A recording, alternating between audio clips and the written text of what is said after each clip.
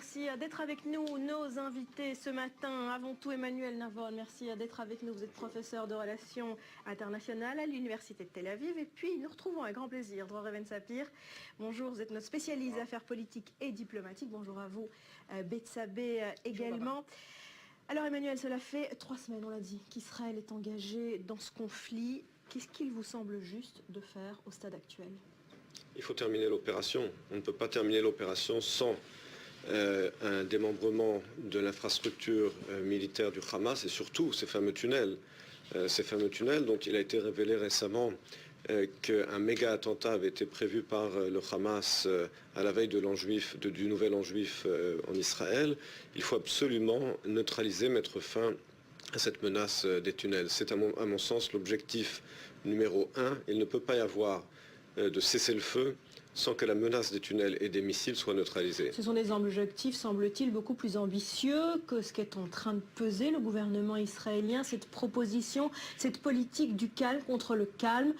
Nous restons sur place, dit Tsahal, mais si le Hamas cesse ses tirs, nous cessons nos opérations. Est-ce que c'est la bonne piste à envisager ? Le gouvernement s'est réuni hier soir. Il n'a pour l'instant pas pris de décision, en tout cas pas publié de décision sur la suite des opérations. C'est également dans le contexte de l'appel téléphonique du président Obama que cette réunion a eu lieu. Mais pour l'instant, le gouvernement ne dit pas qu'on va se contenter uniquement de détruire les tunnels et de rester sur place. Mais encore une fois, comme je l'ai dit, la destruction des tunnels et surtout empêcher qu'on revienne dans le même scénario. Parce que même si aujourd'hui Tsahal arrive à identifier tous les tunnels et à les détruire et à saisir toutes les rampes de lancement et les missiles du Hamas, que va-t-il se passer après? Et je crois que c'est là-dessus qu'il faut prendre une décision. Pour Israël, la proposition de John Kerry a été rejetée. Est-ce qu'Israël devrait, et ça a l'air peut-être de se diriger dans cette direction, décider seul de la fin de son opération, un cessez-le-feu unilatéral en quelque sorte? Je pense qu'Israël devrait décider seul de la fin de cette opération, pas forcément un cessez-le-feu unilatéral, mais je crois qu'à la lumière du comportement de John Kerry, dont l'incompétence dépasse l'entendement, puisque je vous rappelle qu'elle est également critiquée pas seulement par Israël, mais également par l'autorité palestinienne, alors même qu'il y avait un cessez-le-feu sur lequel on s'était presque mis d'accord avec l'Égypte. Il est allé à Paris parler avec le Qatar et avec la Turquie, 2 pays qui soutiennent le Hamas. La Turquie diplomatiquement, le Qatar financièrement. Et on a du mal à comprendre ce comportement. Alors ce n'est pas seulement que John Kerry, à juste titre, est devenu la risée du Proche-Orient, mais son incompétence véritablement le met dans une position où Israël est obligé d'agir seul, enfin en tout cas de prendre des décisions unilatérales vis-à-vis de Gaza. Et on peut effectivement se poser la question de à quel point il est approprié aujourd'hui de travailler avec Kerry sur ce dossier. On va revenir sur cette saga diplomatique. Un mot quand même avant de donner la parole à Betsabé sur ce qu'on a vécu ce week-end de part et d'autre. On a joué un petit peu, entre guillemets, avec ce concept de trêve humanitaire. Israël l'a accepté, le Hamas l'a rejeté, ensuite l'a rompu, l'a redemandé. À quoi jouent les deux parties avec ce concept? Je vous rappelle que tous les cessez-le-feu jusqu'à présent ont été violés par le Hamas. Donc d'abord, quand on parle déjà aujourd'hui d'un autre cessez-le-feu, il y a eu des cessez-le-feu.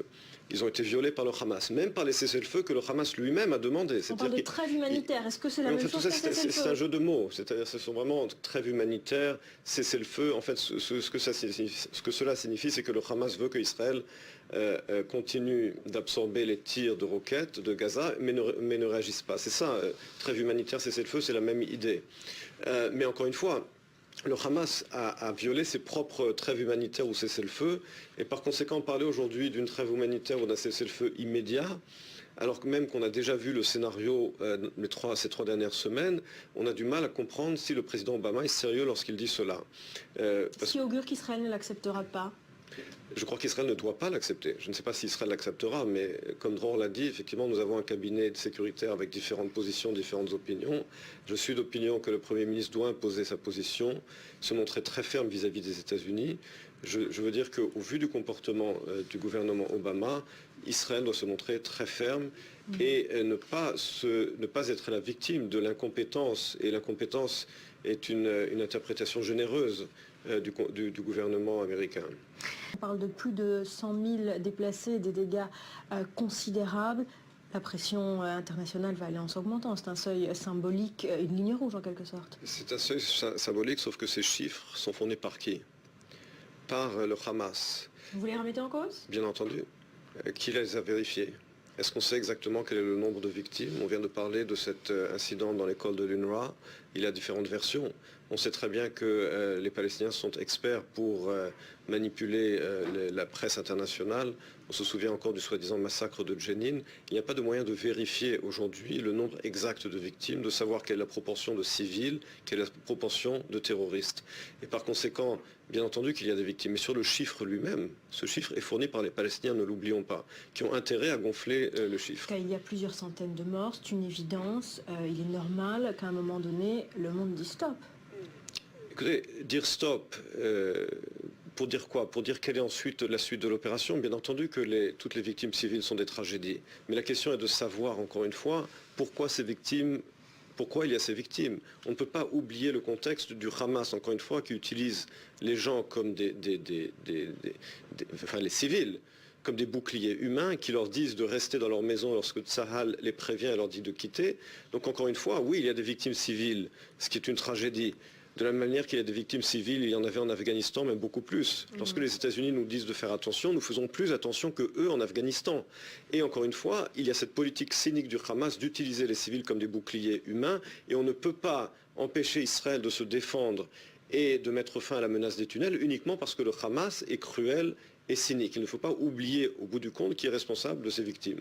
Bien sûr, pourquoi cela devait finir par arriver? Surtout ce que demande le président Obama, surtout lorsqu'on sait, malgré les démentis du State Department, que Kerry finalement a proposé un accord de cessez-le-feu dans lequel il n'y avait aucune garantie sécuritaire pour Israël, aucune mention sur les tunnels, et qui traitait le Hamas comme une partie légitime dans ce conflit. Obama a soutenu en tout cas publiquement dans cette conversation et dans le communiqué de la Maison-Blanche son secrétaire d'État.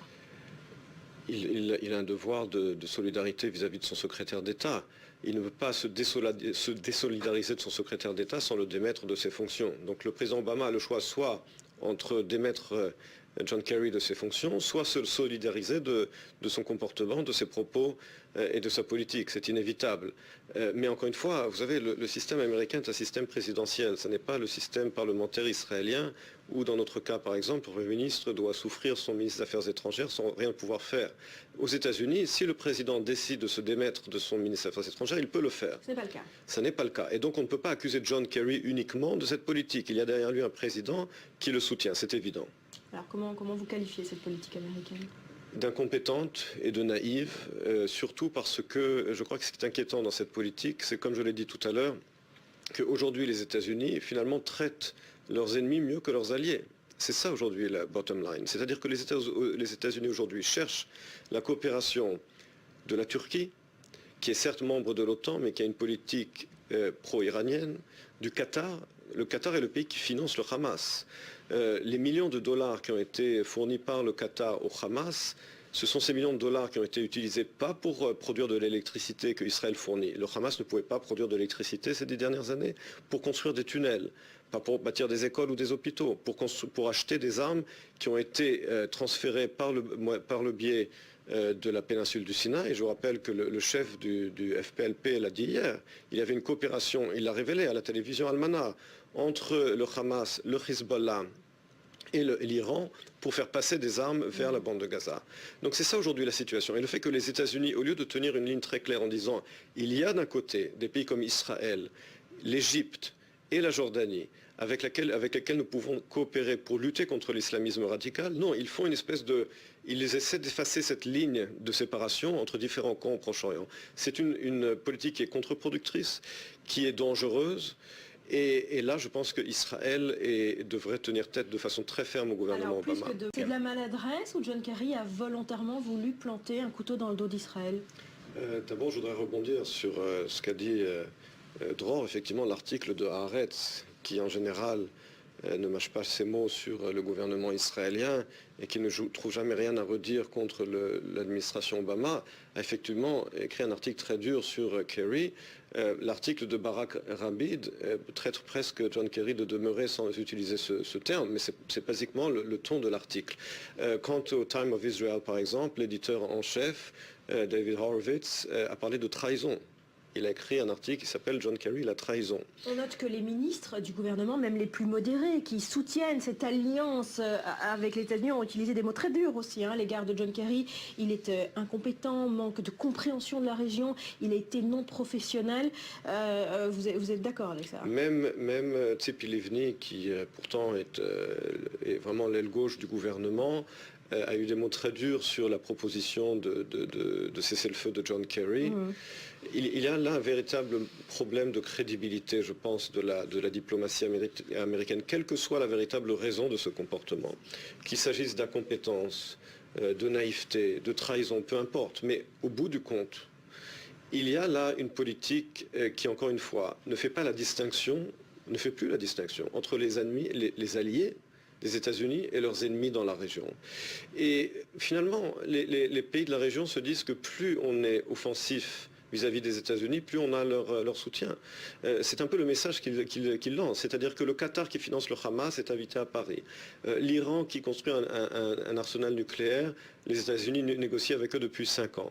Mais les pays qui sont censés être les alliés des États-Unis comme Israël et l'Égypte, la Jordanie et même l'autorité palestinienne. Exactement, eux en revanche sont mis de côté. Donc cela envoie un message vraiment très étrange à la région. Sur ce tunnel, Emmanuel Lavon, Israël l'a dit et l'a répété, peu importe la proposition de cessez-le-feu qui arrivera au bout du compte, Israël ne cessera pas son travail défensif de repérer et de faire exploser ces tunnels, même après un accord, même après une trêve. C'est pour ça que tout accord, toute trêve qui n'inclura pas le droit d'Israël à continuer de détruire ces tunnels est inacceptable. Ces tunnels constituent une menace stratégique pour l'État d'Israël. Il s'agit d'une véritable ville souterraine dont le but n'est pas seulement de cacher les terroristes et leur armement, mais également de pénétrer au sein d'Israël, de kidnapper des citoyens et de les tuer. C'est quelque chose de complètement inacceptable.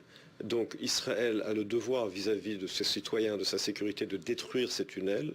Il s'agit effectivement d'un arsenal qui va bien au-delà de ce que pensaient ou savaient les renseignements israéliens. Et comme je l'ai dit, tout accord de cessez-le-feu, toute proposition de cessez-le-feu qui n'inclura pas le droit d'Israël de continuer selon son propre rythme à détruire ces tunnels devra être repoussé. Un responsable israélien a dit que finalement John Kerry a creusé un tunnel terroriste sous la médiation égyptienne et qu'il l'a fait exploser.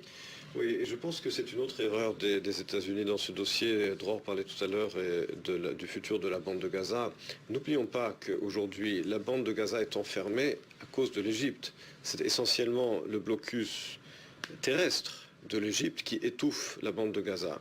Et on ne peut pas envisager le futur de la bande de Gaza sans envisager le futur de ses relations avec l'Égypte. Et c'est là encore que l'administration Obama commet une erreur grave. Pourquoi? Parce que comme l'a dit Jacques Neria, c'est vrai, l'Égypte de Al-Sisi et le Hamas ont des relations d'ennemis finalement.